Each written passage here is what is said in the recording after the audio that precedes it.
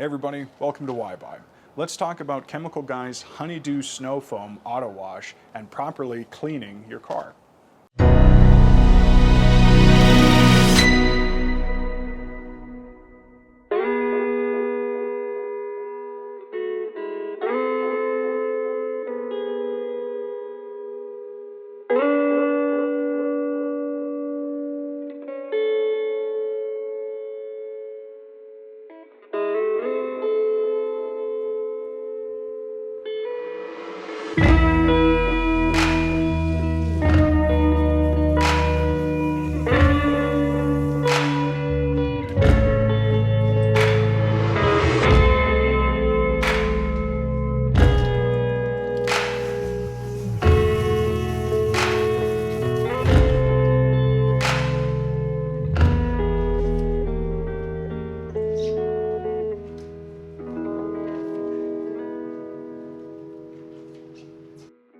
So when I originally washed my older cars, I'd always, I'd use like a cheap $2 sponge and maybe some dish soap or laundry detergent with hot water.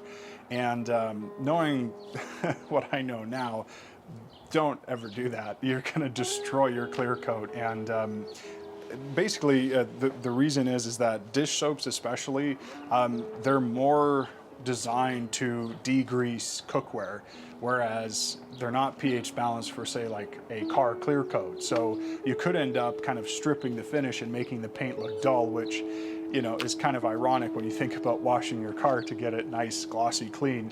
You're in fact doing the opposite. So one of the things that I was surprised to learn is that car detailing shampoos aren't just about, you know, protecting your car paint and, you know, they're made for cars, so you should use them for cars. What is really going on is they're pH balanced so that if you have ceramic coatings, sealants, any protectants, it's not going to be stripping those away. And especially if you pay a professional detailer to apply these to your car, you're really just robbing yourself of the protection and the longevity of it. The other thing too, whenever you wash a car, it doesn't matter, you're gonna scratch it. The trick is to try and minimize how much you scratch the car because anytime you touch the car, doesn't matter if it's dry, wet, whenever you shampoo, take your time, be careful, you're gonna cause micro scratches and marring because it's an abrasive against the paint. But car shampoos are designed to give the lubrication needed to minimize that damage, and that's why they're important. Is, you know, there's that old, I mean, I've even been told this by some friends and family. It's like, you wash your car so much, you're gonna strip the paint or, you know, wear it down to the primer. It's like, haha, but they're right. Like, if you're not careful with what you're doing, what chemicals and process and tools, like, yeah, you could be wearing the paint off inadvertently. So anyways, buy a proper car shampoo. That's the first thing. When I was looking for a car shampoo or a snow foam, I had heard about Chemical Guys, specifically the Honeydew, as being a really good formula to use, not just in a foam cannon, but also if you're doing a hand wash. It's kind of a versatile mixture that, you know, I just kind of wanted one car shampoo for, you know, the various stages that I was going to be using it for. And the other thing that I liked about snow foam, the Honeydew, is the smell is fantastic. It really does provide a lot of lubrication when you're washing, and it rinses off really well too. So I just, you know, I ended up buying the kind of the smaller bottle first, then graduated to just buying it in bulk because I use it so much. And, you know, aside from car shampoos, what else? Well, the tools that you use are very important. So remember I mentioned that $2 sponge? Oh, don't use those. Or a dirty rag or something. It's so important to have a good microfiber wash mitt. And there's different weaves that you can get, but I like the chenille wash mitts. They tend to hold a lot of soapy water, and they're really good at kind of lifting dirt off the surface of the paint. The other good thing about chenille wash mitts is that you can get them in kind of a glove form, so you can wear it on your hand, and it's just way easier to control, you know, kind of when you're working your way around the surface of the car. Just be mindful when you're buying these mitts, even though they're chenille wash mitts, there are some that are kind of cheap, and I've made the mistake of buying some thinking that, oh, this one's only like $1. I still have some that I bought by mistake, and what I do actually now is I have a nice clean one that I always use for the top of the car, kind of the last year's model that I kind of use for the mid-lower section, and then I keep like the one I would never use on the rest of the car, just kind of for the, you know, the rocker panel, like the bottom of the car, for those really gritty and contaminated areas. When it comes to tools, so you have your rinse bucket and your soap bucket. The reason you want those two is obviously you want to keep any dirt and, you know, that grime you're lifting off the car separated from your clean soapy water. But what's really important is grit guards. Now, grit guards are essentially this plastic disc that inserts into the bucket. It helps separate any loose dirt and rocks and anything you might lift off from the car. It'll settle at the bottom without washing back up. And on top of that, you can use them as kind of a, you know, abrasive. When you put your wash mitt into the bucket to rinse, you can kind of rub it on the surface just to help loosen and take out anything that might be stuck in the microfiber wash mitt. The last two products, or I should say the last three products you probably want to get before you do any of this. So what I learned is they're like microfiber technology is not only amazing, but it comes in a lot of different forms. So there's the microfibers you use to wash with, but then there's the microfiber towels you're going to want for drying. Which essentially there's microfiber drying towels specifically that can hold a lot of water. So after you do your wash, you're gonna want to wipe the car off to avoid water spots. But yeah, there's towels you can get that are super absorbent, and you can kind of do the whole car in one pass, and it just makes it easier, and it's, you know, essentially designed to soak up all that water. The other thing that we're going to be doing is the glass. So even with, you know, after a nice soapy rinse and whatever, even with the microfiber drying, you're going to want to have a glass cleaner to get that streak-free, clean glass, and it has to be ammonia-free. I can't stress the importance of not using like an ammonia-based glass cleaner like Windex, like household glass cleaners, because especially if you have tinted windows, oh, it's going to leave nasty streaks, and it's going to just destroy the finish on those, and you don't want that to happen. So I bought some Chemical Guys ammonia-free glass cleaner, but there's a lot of automotive glass cleaners that you can buy are ammonia-free. And for the microfiber for those, get a glass microfiber cleaning rag, because again, the weave on those is a little bit different. They're designed so that it doesn't leave streaks on your glass. So you kind of have your three distinct microfibers and your different products. So anyways, let's jump in. And just before you spray this on, please make sure that the surface is cool to touch. Don't do this in direct sunlight or midday.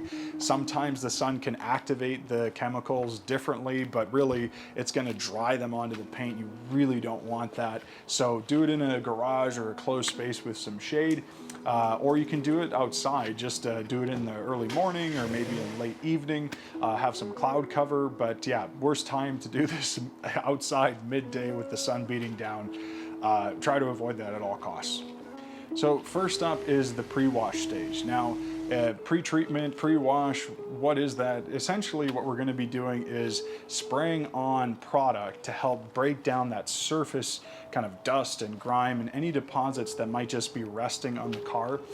Essentially what we're trying to do is minimize abrasion. So first, with a chemical treatment, we're going to try and break as much of that up as we can, and, you know, get it to just drip off and then rinse it off. Do this before you actually, you know, touch the car with a, you know, microfiber wash mitt, because it's an easy way just to, you know, kind of begin the process and ensure that you're going to minimize marring and micro scratches, that sort of thing. So when you're doing your pre-wash, like I mentioned before, I bought that Honeydew snow foam. It's good for washing the car with the mitt, but it's also good for a pre-wash. Now, some people say you could use an APC, but I was actually told that you shouldn't use an APC on your car because it's a little bit harsher of a chemical that is just not necessary. While it can break down grease and grime a little bit better, APCs are just a little bit too harsh for the clear coat, and especially if you have like a graphene, ceramic coating, any protection on the car that was done previously, an APC is just going to eat through that and render it pretty much useless, or really reduce the time it's going to be effective. So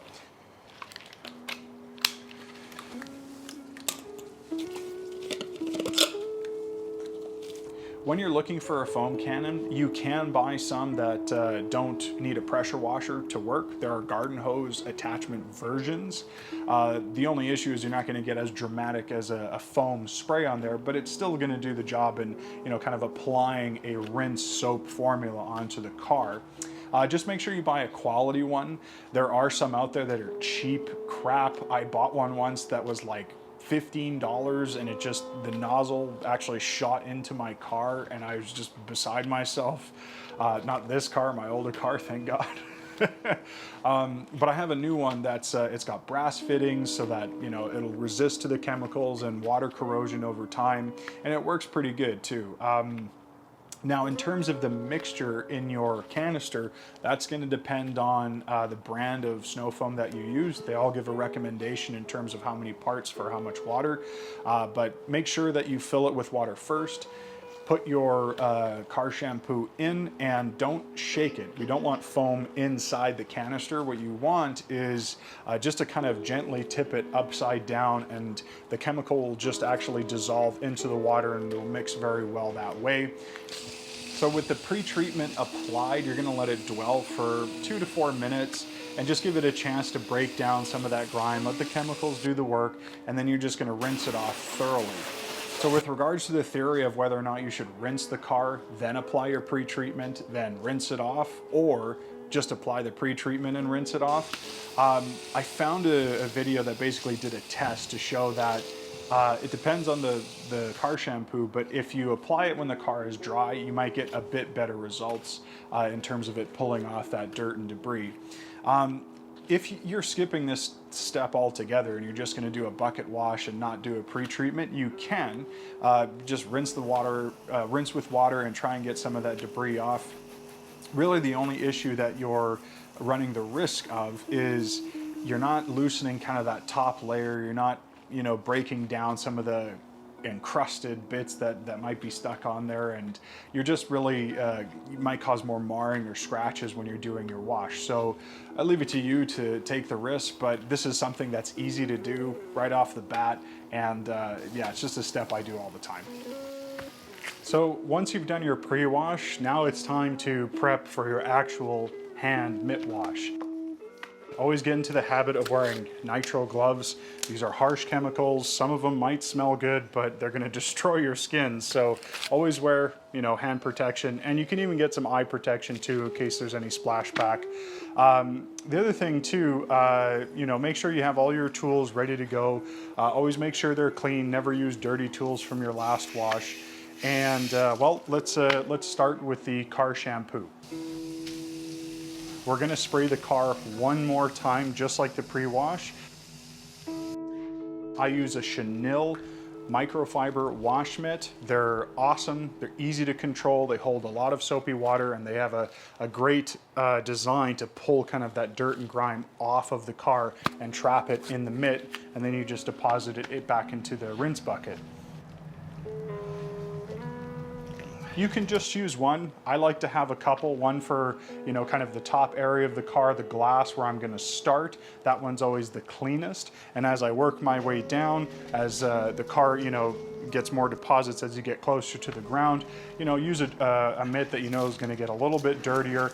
And then if you're doing kind of beneath the car, the rocker panel, then maybe get another mitt that, you know, can kind of touch those areas. And that way, when you're washing your car and you're doing it in stages, you're not ever lifting dirt up with your wash process or the mitt.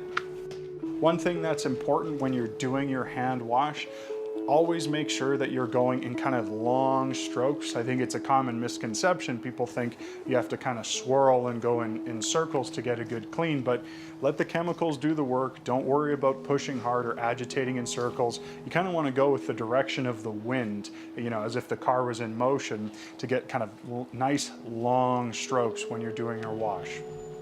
Make sure that you frequently wash your mitt too. So after you say do a section like the top half, you can rinse it in the rinse bucket, make sure that it's nice and clean, then move on and re-soap the mitt, and then move on to the midsection. And this is really not a hard process if you kind of do it in thirds, and it's an easy way to protect the paint, you know, from additional marring or scratches that you might do if you're just kind of all over the place. So if you're just doing your car wash, and you're not going to be doing any protectant or decontamination after this, you can dry it off. For a microfiber drying towel, the reason why you want one that's specifically meant for drying is that they're designed to really trap all that water, and it'll just make the process a lot easier. Now, obviously the best thing to do is not to touch it at all and use like a leaf blower or an air compressor, something that, you know, won't cause any abrasion, but these are really soft, and so long as you're gentle, you're not going to cause a lot of scratching or marring. It just really depends on what you have available. I like this towel. It's big enough that I can do the whole car, and it's double-sided, plus it's not so big that it's unmanageable and I'm dragging it on the floor as I'm drying. For some finishing touches, if you just did your tires before this, this would be a good time to now apply your tire dressing. So tire dressing's done, the car's nice and clean, it's dry. As a finishing touch, you could do the windows, so windshield, passenger windows, with an ammonia-free automotive glass cleaner.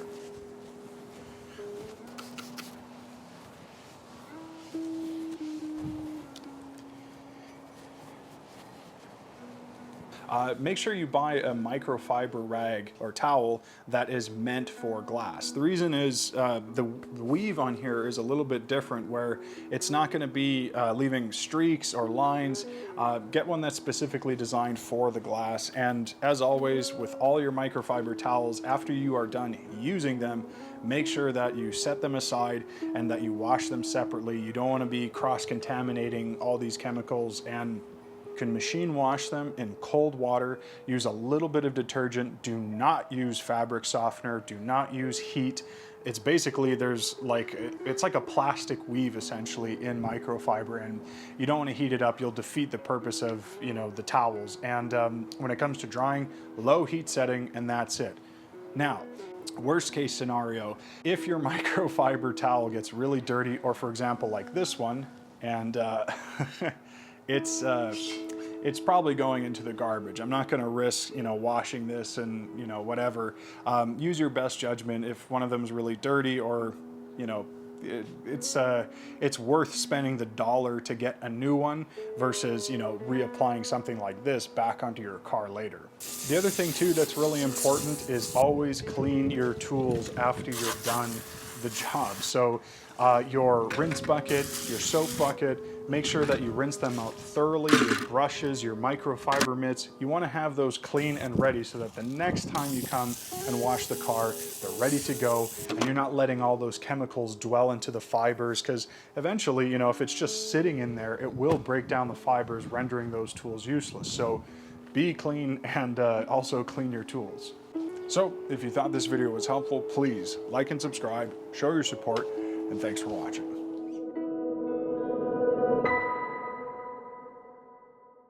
Hey everybody, welcome to WhyBuy. Welcome to WhyBuy. Let's talk, squeaky chair. Hey everybody, and crows.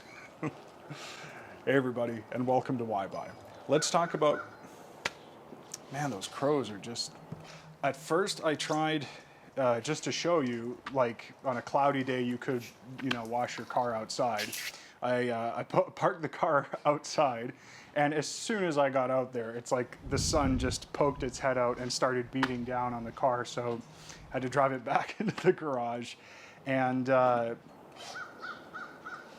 terrible. I'm gonna have to do it with the crows.